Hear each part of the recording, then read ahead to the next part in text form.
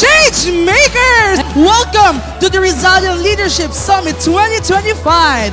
Today's summit isn't just a sit-down and listen session kind of event. Nope, it is all about empowering, engaging, and evolving because we, the youth, are the heartbeat of leadership and change. Today's going to be one powerful ride filled with stories, insight, and maybe even a few laughs along the way. Let's get this started. Hopefully, this day reminds us that the best leaders are not those who stand above others, but those who lift others with them.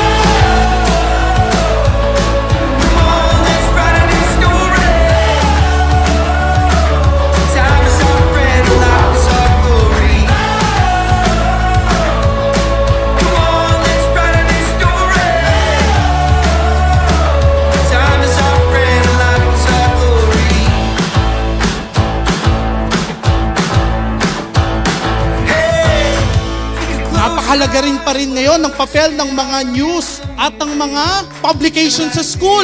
Kasi mula noon hanggang ngayon, tagasiwalat ng kasinungalingan, kabaluktutan, pagnanakaw ng bayan. The Philippines is nothing more than a real spoliarium.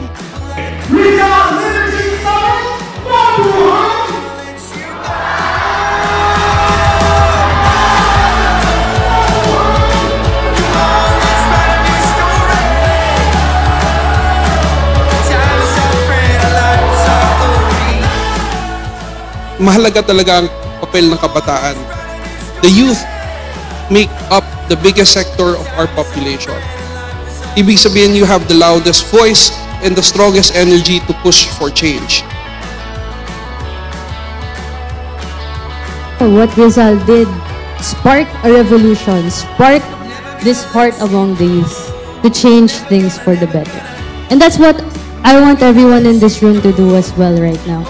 Be creative.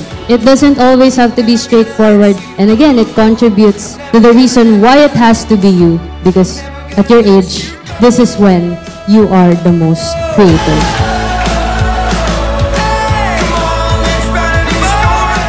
Hindi may tatanggi na may sakit ang ating bayan. Ngunit sa tuwing naghihingalo ito, tayong mga kabataan ang pinagkukuhanan ng lakas, ng tapang, ng lunas at ng pag-asa na kaya pa nitong tunghayan ang liwanag ng bagong umaga. Ang kasaysayan mismo ang magpapatunay kapag nagsalita at tumilos tayo, sumusunod ang pagbabago.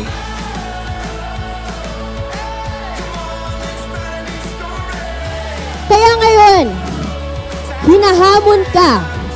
Kung nagdurusa ka sa problema, tutugon ka ba?